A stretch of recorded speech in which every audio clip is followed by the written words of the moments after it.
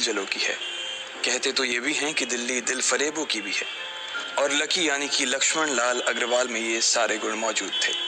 लोग उसकी शक्ल को देखकर ही कह देते थे, अबे दिल्ली से हो क्या। लकी वैसे दिखने में स्मार्ट और अट्रैक्टिव था, पर जेब से खस्ता हालत होने की वजह से रहता बेहद सिंपल तरीके से था।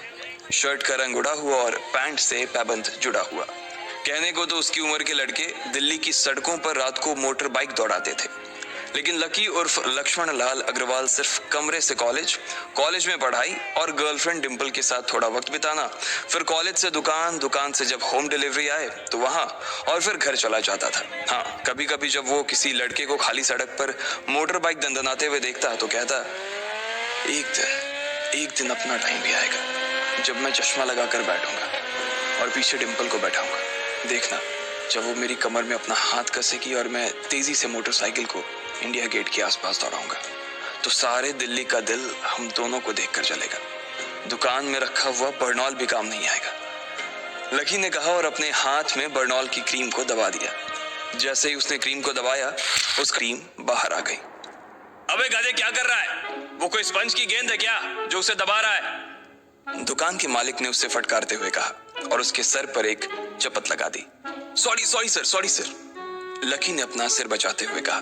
वो करोल बाग में स्थित एक छोटी सी मेडिकल स्टोर पर काम करता था। उसकी दुकान का नाम था चमन मेडिकल स्टोर और उसके ओनर का नाम था चमन लाल। लकी पिछले 5 साल से इन्हीं की दुकान पर काम कर रहा था। यहाँ इस छोटी सी शॉप पर काम करना उसकी मजबूरी थी।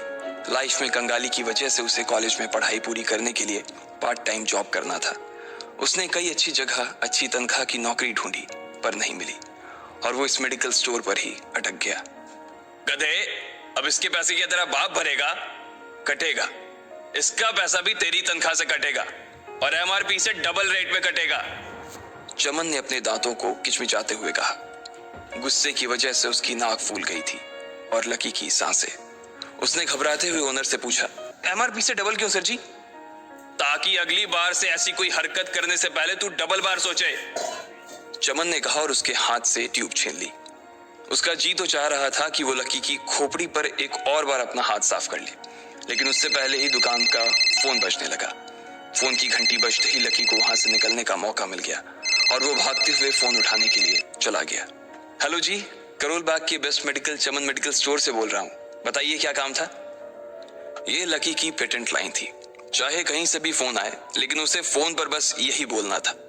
जैसे ही इधर लकी ने अपनी बात कही, उधर से जवाब आया, मैं अप्रूविंग नाइट होटल के कमरा नंबर 303 से बात कर रहा हूँ। एक छोटा सा ऑर्डर है, नोट करो और जल्दी से ऑर्डर पर डिलीवर करवा दो।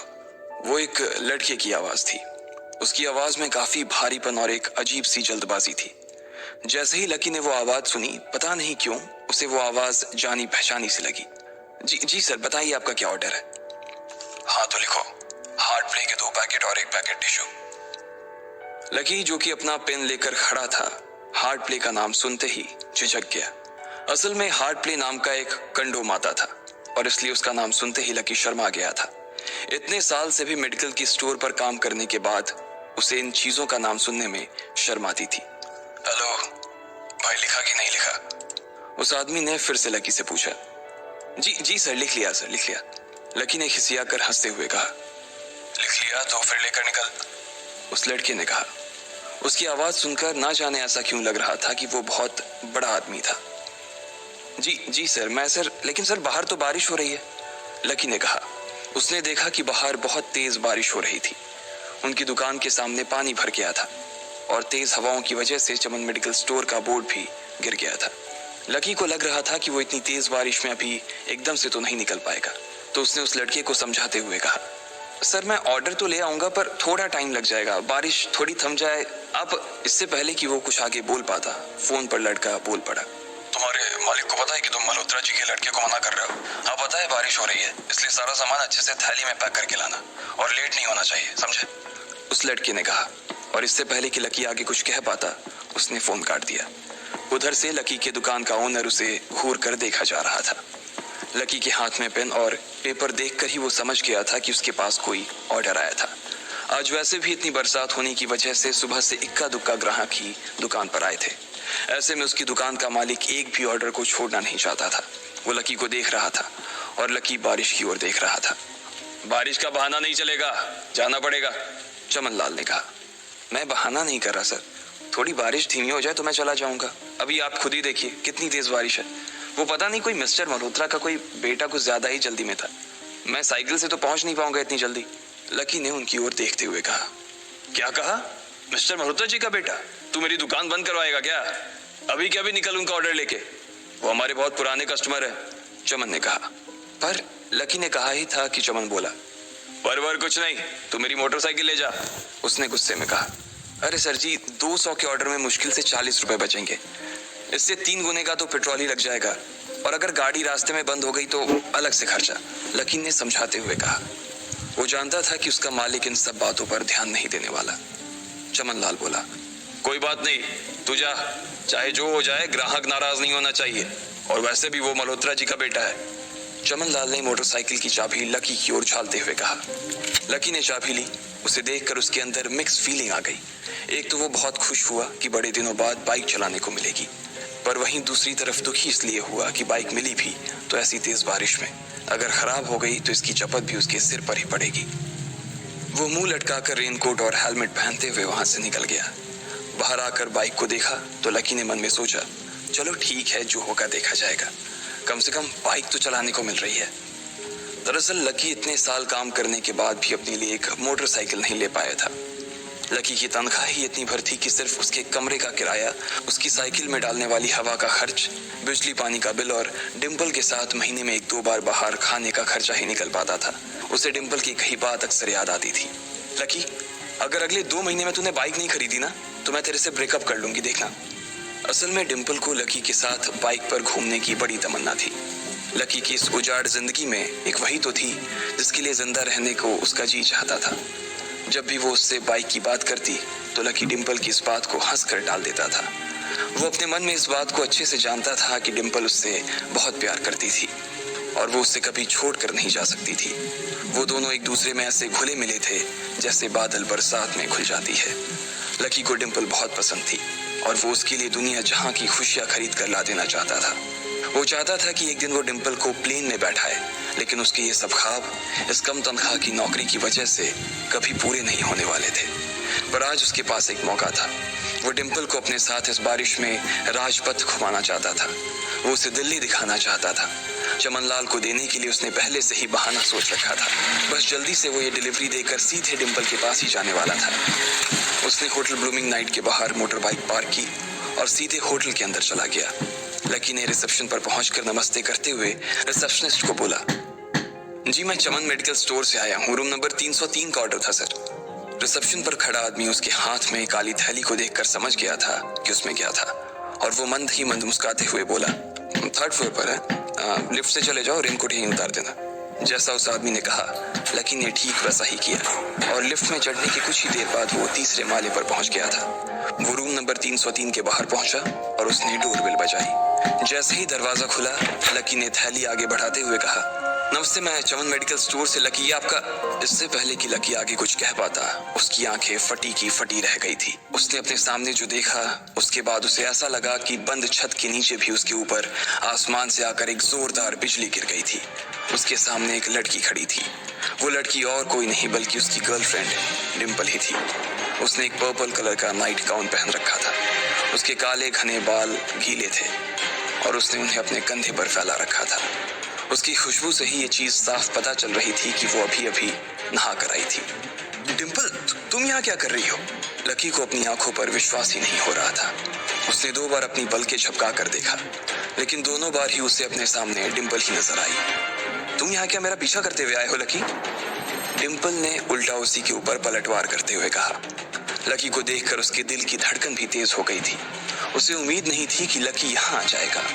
उसने ना तो सुबह से उसे फोन किया था और ना ही उसके मैसेज का कोई जवाब दिया था। वो अपने मन में सोचकर बैठी थी कि वो अगले दिन खुद ही उससे मिलकर बोल देगी कि उसकी तबीयत खराब थी। डिम्पल बेबी, क्या हो गया? किससे बात कर रही हो? अचानक से एक गबरू जवान सा लड़का दरवाजे के पास आकर खड़ा हो गया था। उसने बनियान पहन रखी थी। लकी उसे पहचान गया था। साले राहुल के बच्चे, तेरी हिम्मत कैसे हुई मेरी डिम्पल को हाथ लगाने की? लकी ने जैसे ही राहुल को देखा उसके तन बदन में मानो आग सी लग गई थी। वो उसे इस वक्त इतना बुरा मारना चाहता था, इतना बुरा पीटना चाहता था, जिसकी कोई हद सीमा नहीं थी। लकी जिस कॉलेज में पढ़ता था, राहुल और डिंपल भी उसी में पढ़ते थे और वो कॉलेज राहुल के फादर का ही था। डिंपल ने राहुल के पिता की एक कंपनी में जॉब पकड़ ली थी और राहुल उस पर बहुत लाइन मारता था। लकी ने 1-2 बार डिंपल को उससे दूर रहने के लिए भी कहा, लेकिन डिंपल ने उसे ये कहकर डाल दिया था कि वो सिर्फ अच्छे दोस्त थे। आज भी इससे पहले कि वो आगे बढ़ता, डिंपल उन दोनों के बीच आ गई। रुक जाओ, डिंपल ने गुस्से में कहा और लकी के सीने पर हाथ रखकर उसे रोक दिया। लकी लंबी सांसें ले रहा था और कुछ ही सांसों के बाद उसका गुस्सा शांत हो गया। अब डिंपल के पास भी छुपाने के लिए कुछ नहीं था, इसलिए उसने लकी से कहा, लकी, आज से तुम्हारा और मेरा ब्रेकअप। ब्रेकअप? लकी के पैरों के नीचे से जमीन खिसक गई थी। उसकी आंखें नम हो गई। लकी को उसकी बातों पर विश्वास नहीं हो रहा था। उसने डिंपल की ओर देखा और बोला, डिंपल, हम पिछले 1 साल से एक दूसरे के साथ हैं और तुम हो कि मुझसे ब्रेकअप करना चाहती हो? अरे मैं तो तुम्हारे लिए नई बाइक लेने वाला था। चल रहने दे, आज ही याद आई है तुझे बाइक की। अरे तेरे पास मुझे बाहर घुमाने के लिए, खिलाने पिलाने के लिए पैसे तो है नहीं। तू कहाँ से लेगा बाइक? और अगर ले भी लेगा तो उसमें पेट्रोल कहाँ से डलवाएगा? तेरी 8,000 रुपए महीने की नौकरी, उसमें होगा ये सब? लोग हंसते हैं मेरे ऊपर जब मैं सरोजनी में तेरे साथ घूमती हूँ। मैं ऐसी लाइफ नहीं जीना चाहती लकी। मैं तेरी तरह गरीब नहीं रहना चाहती। तूने मुझे फंसाया था, उल्लू बनाया था तूने मुझे, इसलिए मैंने राहुल से मैचअप कर लिया है। आज से यही मेरा बॉयफ्रेंड है, डिंपल ने गुस्से में कहा। अच्छा, तो बेबी ये है तुम्हारा वो बेकार सा एक्स बॉयफ्रेंड? राहुल ने पूछा और डिंपल के बगल में आकर खड़ा हो गया। फिर उसने लकी के हाथ से थैली उठाई और उसमें से हार्ट प्ले का पैकेट निकालकर उसे चिढ़ाने के लिए उसे हवा में लहराने लगा। बाप रे, इससे बदकिस्मत इंसान इस दुनिया में और कौन होगा? राहुल ने उसकी टांग खींचते हुए कहा। लकी के पास उसकी बात का कोई जवाब नहीं था। उसने गुस्से से डिंपल की ओर देखा और अपनी हाथों की मुट्ठी भींच ली। फिर वो वहां से निकल गया। अबे पैसे तो ले जा, सब कुछ फ्री में देता जाएगा क्या? राहुल ने जोर से ठहाके लगाते हुए कहा, लेकिन लकी बिना उसकी बात सुनते ही निकल गया। उसके दिमाग में डिंपल के कहे शब्द गूंज रहे थे। उसने कभी सपने में नहीं सोचा था कि डिंपल उसके साथ कुछ ऐसा भी कर सकती थी। जिस इंसान के लिए वो इतना कुछ करना चाह रहा था, उसे उसकी कोई कदर ही नहीं थी। लकी इतना हताश हो गया था कि बुरी तरह से रोने लगा। इस बार वो लिफ्ट से नहीं बल्कि सीढ़ियों से नीचे उतरा और एक एक सीढ़ी उतरने के साथ उसके आंसू आंखों से छलकते जा रहे थे। जब उसकी आवाज सुनकर कुछ लोग अपने कमरे से बाहर आए तो लकी ने तुरंत अपने आंसू पोंछे और तेजी से वहां से भाग गया। उसे जिंदगी में पहली बार प्यार हुआ था और पैसों की कमी की वजह से ना सिर्फ उसका प्यार बल्कि उसकी पूरी जिंदगी बर्बाद हो गई थी। लकी जैसे ही बाहर आया तो उसने देखा कि बाहर अंधेरा हो गया था। आसमान में तेज बिजली कड़की और बारिश जो थमी थी एकाएक फिर से झमाझम बरसने लगी। ये देख लकी के थमे हुए आंसू एक बार फिर से छलक गए। उसका दिल बुरी तरह से टूट चुका था, लेकिन उसे इस बात की खुशी भी हो रही थी आखिर आज उसे डिंपल का असली उसका घर बर्बाद होने से बचा लिया। लकी को दुख तो बहुत हो रहा था, पर उसे ये भी लग रहा था कि उसे आगे चलकर यही दुख उसे खुशी देने वाला था। लेकिन एक चीज थी जो लकी को परेशान कर रही थी, वो थी उसकी माली हालत। उसकी जेब इतनी तंग थी कि उसे फटी हुई जेब की पैंट पहनकर घूमना पड़ता था। कभी कभी तो लकी सिर्फ रोटी खाकर दिन काट लेता था। वो कब से कोशिश कर रहा था कि कोई अच्छा काम पकड़ सके, लेकिन उसे कोई काम देने को राजी नहीं था। उसने टूटे हुए दिल को दिलासा देते हुए मन में सोचा कि डिंपल पर खर्च होने वाले पैसे बच जाने से शायद उसके हालत सुधर जाएंगे, पर फिर भी वो रातों रात रईस नहीं हो जाने वाला था। उसने ऊपर आसमान की ओर देखा और जोर से चिल्लाया, अगर इतना ही अनलकी बनाना था तो फिर नाम लकी क्यों रखा भगवान? वो जितनी जोर से चिल्ला सकता था उतनी जोर से चिल्लाया। उसकी आवाज से आसपास खड़े लोग एक बार तो डर गए थे। लकी ऊपर ही देख रहा था और उसके आंसू बारिश के पानी के साथ मिल गए थे। जैसे ही वो फूट कर रोने को था तभी उसके फोन पर एक मैसेज आया। जैसे ही लकी ने अपना फोन निकालकर उस मैसेज को पढ़ना शुरू किया, उसकी तो आंखें ही चमक गई। अचानक उसके आंसू हंसी में बदल गए और वो जोर जोर से वहीं सड़क पर नाचने लगा। उस मैसेज में लिखा था, परिवार की रिसर्च और परिवार के निर्णय के हिसाब से अग्रवाल परिवार का वारिस लक्ष्मण लाल अग्रवाल उर्फ लकी ने गरीबी अभ्यास की परीक्षा को पास कर लिया है और आज से ही वो उस जमीन और उस जायदाद का मालिक हो जाएगा का जो परिवार ने उसके नाम कर रखी थी। बैठ जाना। ये कैसा मैसेज था? आखिर कौन था लकी? क्या थी उसकी असलियत? और वो कैसे रातों रात ही अनलकी से लकी हो गया था? देखो मूड खराब है,